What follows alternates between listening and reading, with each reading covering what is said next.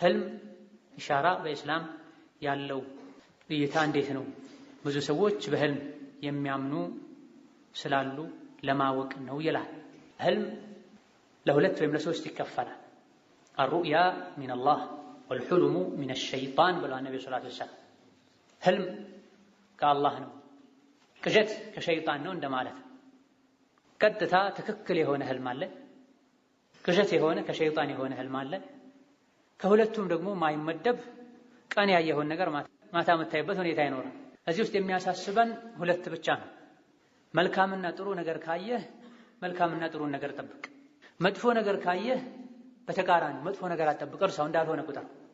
ህልምን በተመለከተ በርካታ ሐዲሶች ተነግረዋል፣ ብዙ ህጋቶችም ተደንግገዋል። ከመሆኑም ጋር ሰዎች የረሱልን ሰለላሁ ዐለይሂ ወሰለም የህልም ስነ ስርዓት ትተው ግራ ቀኝ ይላሉ፣ ይጨንቃቸዋል።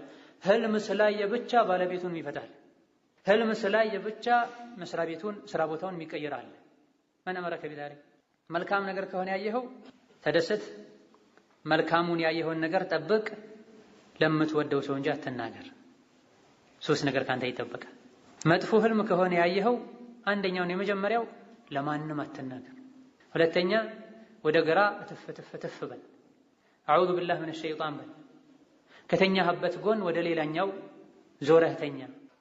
ተነስተህ ውዱእ አድርገህ ጧሃራ አድርገህ ብትሰግድ በላጭ አለከ። እነዚህ አምስት ነገሮችን ካደረክ ስድስተኛውን የመጨረሻው ምንም ይጎዳኛል ብለህ አትጨነቅ። ይሄን ካደረክ አይጎዳህም ብለዋል ነብዩ ሰለላሁ ዐለይሂ ወሰለም።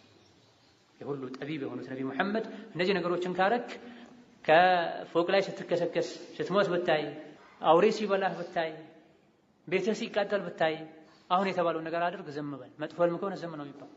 አንዳንድ ሐዲሶች ላይ ህልም ወፍ እግር ላይ እንደተንጠለጠለ ነው ከተፈሰረ ይከሰታል ተብሏል። እነዚህ መጥፎ ህልም ከሆነ ዝም በል። ጥሩ ህልም ከሆነም ለሷሊህ እውቀት ላለው አላህን የሚፈራ ሰው እንጂ አትናገር። ያዩትን ህልም መንገድ ላይ ላገኙት ሁሉ የሚናገሩ ሞኞች አሉ። እንደተፈሰረው ሊሆን ይችላል። በመጥፎ የሚፈስር ሰው አለ። ህልም ራሱን የቻለ እውቀት ነው። የዒልም አካል፣ የሸሪዓ እውቀት አካል መስፈርቶች አሉት። ከመስፈርቱ አንዱ ህልም ተርጓሚ ቋንቋ ማወቅ አለበት፣ ሸሪዓ ማወቅ አለበት፣ የሀገሩን የአካባቢውን ባህል ማወቅ አለበት። እዚህ ሀገር ላይ አንድ ተፍሲር ሊኖር ይችላል፣ ሌላ ሀገር ላይ ሌላ ተፍሲር ሊኖር ይችላል። ለአንዱ ሰው ጥሩ ሆኖ ለሌላኛው ሰው መጥፎ ሊሆን ይችላል። አንዳንዴ ስጋ ስትበላ ካየህ ሐሜት ነው ብዬ ልፈስርልህ ይችላል። ሌላ ጊዜ ስጋ ስትበላ ካየው ጥሩ ሪዝቅ ነው ብዬ ልፈስርልህ ይችላል። ሁለቱንም የሚለየው የአንተ ሁኔታ ነው። እድሜ፣ የትዳር ሁኔታ፣ የሥራ ሁኔታ፣ የዲን ሁኔታ ማለት። ስለዚህ ለማንኛውም ሰው ዝም ብለህ የነገርክ እንደሆነ ልትከስር ትችላለህ። በሩእያ ዙሪያ ነብዩ ሰለላሁ ዐለይሂ ወሰለም ብዙ ብለዋል።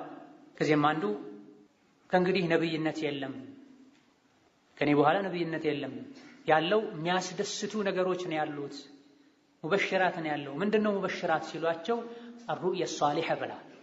መልካም ህልም ብለዋል፣ ጥሩ ህልም ብለዋል።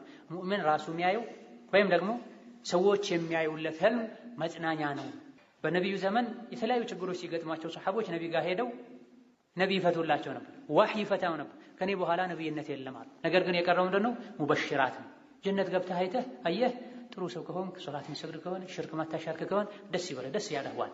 አንዳንዴ ማስጠንቀቂያ ልታይ ትችላለህ፣ ተጠንቀቅ። ሻሂድ ህልም አይታመንበትም አይባልም። ሰፊ የሆነ የዲናችን አካል አልፎ ሁሉ ትክክለኛ የሆነ ሷሊህ አላህን የሚፈራ ሰው ያየው ህልም የነብይነት 46% ነው የሚል ሐዲስም አለ፣ ቡኻሪ የዘገበው። ነገር ግን ሸርጡ ትክክለኛ ህልም ሷሊህ የሆነ ሰው የሚያየው ህልም ብለዋል። ያኒ ብዙ ነገሮችን ግልጥ አድርጎ ያሳያል።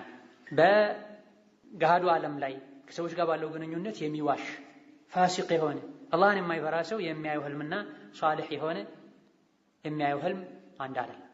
በቀን ከሰዎች ጋር ባለው ግንኙነት እውነተኛ የሆነ ሰው ህልሙም እውነተኛ ይሆናል ተብሏል። ቀን ላይ ሲዋሽ የሚውል ሰው ህልሙ ውሸት ሊሆን ይችላል ማለት ነው። ከዚህ አንፃር ህልም አዎ ይታመንበታል። ነገር ግን እንደ ህልሙ፣ እንደ ፈሳሪው፣ እንደ ተርጓሚው ይለያያል።